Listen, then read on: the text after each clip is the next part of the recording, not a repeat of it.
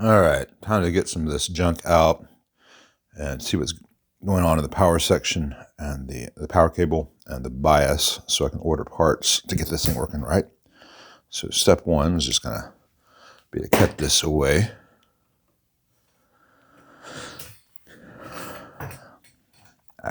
It's all twisted around the tripod. I'll deal with that later.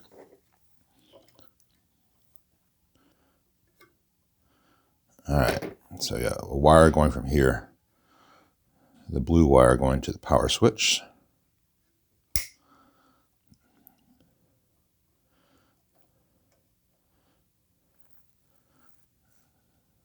So it's a double pole power switch, good. So I can make sure that this one is going to be the hot going to the fuse and the switch. The other one will just go into the switch.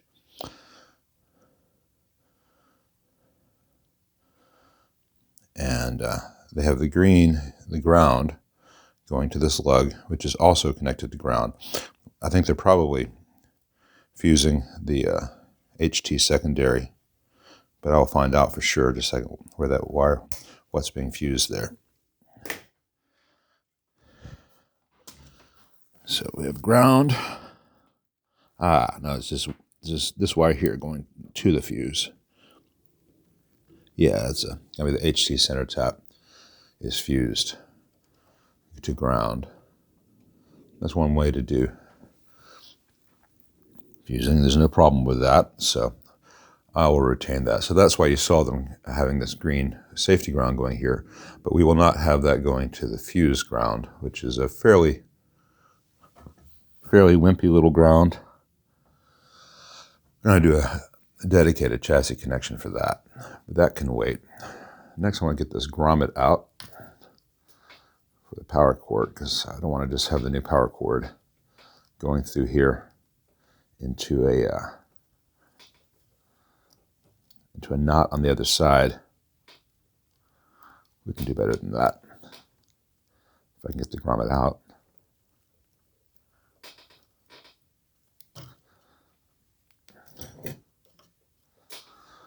All right, let me get my step bit and see what size hole that is.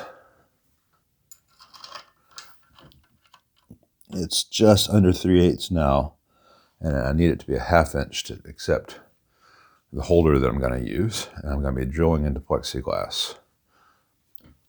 Just through a little bit of plexi. Actually, this rear panel is not plexi, just the front panel is plexi. This rear panel is just metal, so we're good on that. Let me get this set up. I'm pretty relieved, actually, that that's just regular metal and not acrylic, plexiglass, Lexan, whatever you want to call it, because there's always a chance of it cracking, no matter how careful you are. This shouldn't have any issues. I'm going to go slow and make sure that any little bits of metal that come up don't ride around and make a ring and score the exterior. I sacrifice my left thumbnail a lot for art.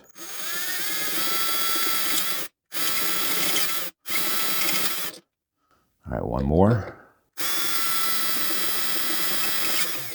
And all the metal shavings are collected on this paper towel rather than on my bench, and rather than being floating around inside the chassis. Heiko makes these, the same company that makes the ones that most people think of with the fender ones that clamp it like a U shape, and it's really hard to get on and off. This is actually, I find, a better connection than those. It's more secure because the way it clamps down on all sides. On this side, it clamps the cable evenly. It doesn't deform it, and it looks pretty, which is always nice. So I'm not going to do the full install yet because I'm waiting for the power. I have to order the power cable for it. But from the outside,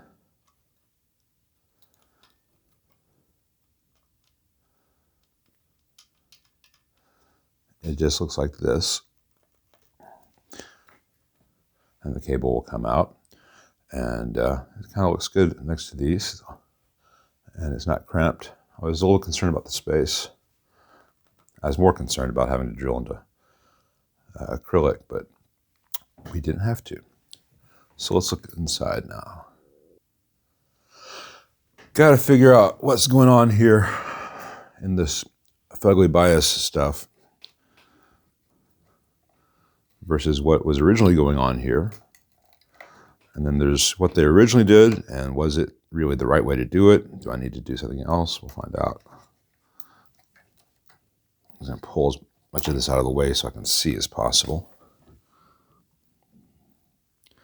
All right, so the leads of this cap are just tack soldered to existing leads. So they did a really, really bad job on all this. Nothing critical, just a bias supply. Jesus.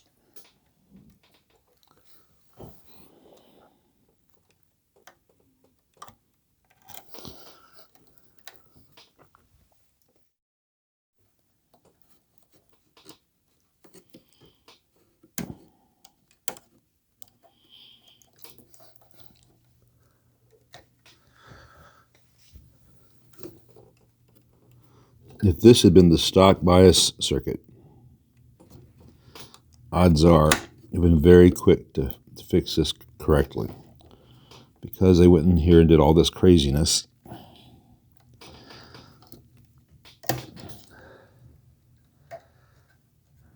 this is one of the more complicated parts of the entire amp to restore. And it's just so unnecessary. All right.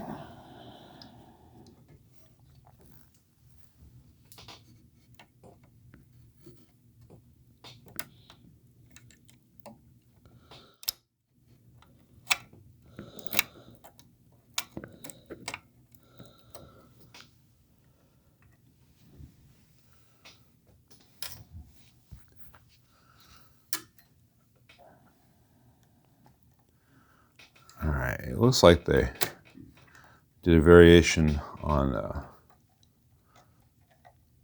fairly common Marshall bias arrangement where you derive bias from the HT. They just did it in a really crude kind of way. Let me draw this out so you guys can see what's actually happening here, and then we'll decide whether that's what we want to have happen here. And if so, what is the better way to make that happen here, given the turrets that are available to us? Before I remove anything, I like to know what it is I'm seeing. So I've drawn out what they've done, and they've done a derived HT center tap through a capacitor and done a fairly standard thing. This is not too different from what you'd see in, say, a JCM 900. But this is the kind of bias approach you take in a, say, a JCM 900, or maybe if you need to get a different bias off a high watt, because they're using a diode bridge rather than a center tap on the HT secondary. So if you are using a full bridge rather than a center tap connection, you have to derive through a cap. This does not, and this is totally unnecessary. And here's a photo that I found showing what this would have originally looked like. And it's essentially the same circuit, pretty much, that you'd find in a 1987 50-watt Marshall, only with only one filter cap rather than the two 10s or 8s you'd find in the 1987. This has got, well, this had 100 microfarad. So I'll probably put in a 25 or 47 microfarad cap here. But I'm going to redo this the right way, because driving it through a capacitor is not necessary. And this capacitor was never rated for this was never designed for this kind of use. You would want to use an X-class capacitor designed for high AC. So I'm just going to get all this garbage out, and that will be very, very gratifying. And maybe you'll enjoy watching it.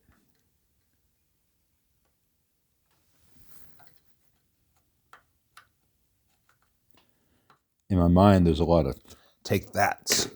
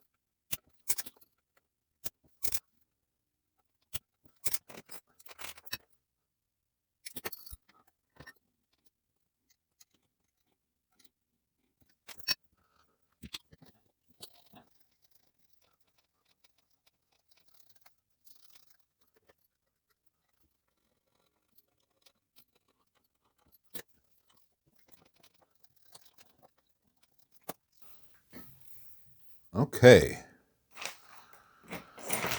Now, while that evaporates, we have a clean spot. We can rebuild our bias supply in here. And that tells me that I can put a resistor from here to here for the initial drop. 220K is where I'll probably start. I'll figure it out. So I'm going to have a resistor here to give me initial drop. Then I will have a diode here to give me the negative. And then I will have a capacitor here to ground. And this should also be ground. And I will have a resistor in series with a trim pot here. That's how they did it on the originals. I'm a little concerned about lead lengths if I have to do resistors. And I don't like having a resistor going to a trim pot here, though it is how they did it. It would have been nice if they put one more turret here to support that, but I shall do the best I can. I might be able, if the stars align, I might be able to have the trim pot actually mounted against the chassis with a small dab of silicone beneath it for support, in which case I would probably put the capacitor here and the resistor and trim pot here. There's how they did it back in 1969, and there's how you do it if you really, really want it to be reliable. Anyway, before I do any of that fun stuff or order any of the goodies, I need to verify that these 4 diodes are still good. Yeah, they're all good, 0.5 volt in this direction and no voltage overload in the other direction. So those diodes, at least as base diodes, are working fine. That does not mean that they're going to be quiet. Sometimes they'll have a buzz if there's... it's not like components are great and then they fail. There's sometimes a downswing period. I think I've got a bit of old lead here from the old resistor that would have been here.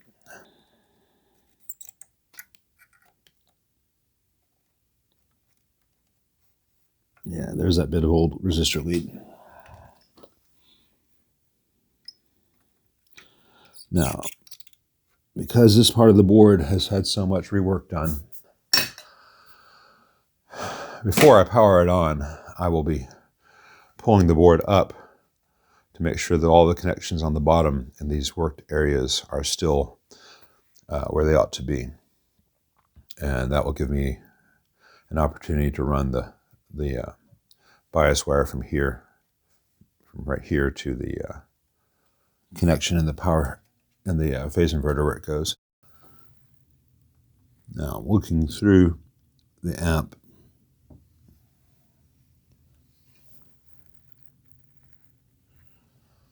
and the entire thing seems to be grounded at the phase inverter pot. I think it would probably be better to ground everything, if you have to have one ground, near the inputs. And I'd say the leftmost input jack volume pot would probably be good for that.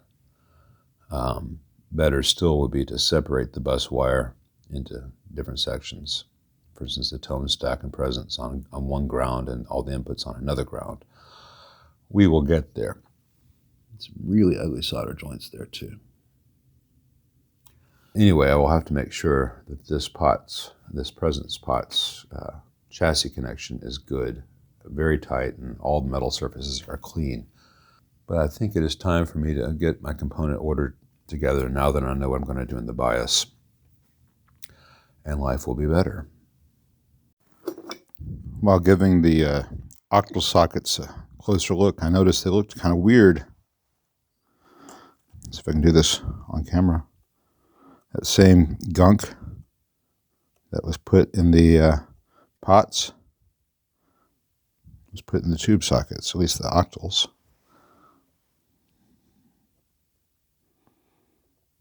Maybe it's cramaline.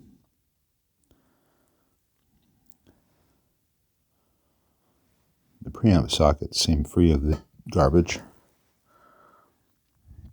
I hope that these sockets are okay because they are riveted in place, which makes it difficult to replace them. Possible.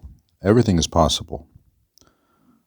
But again, if we end up having to replace these sockets because they're full of old gunk that traps contaminants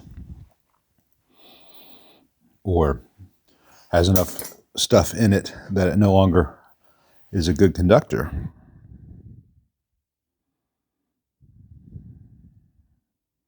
fun.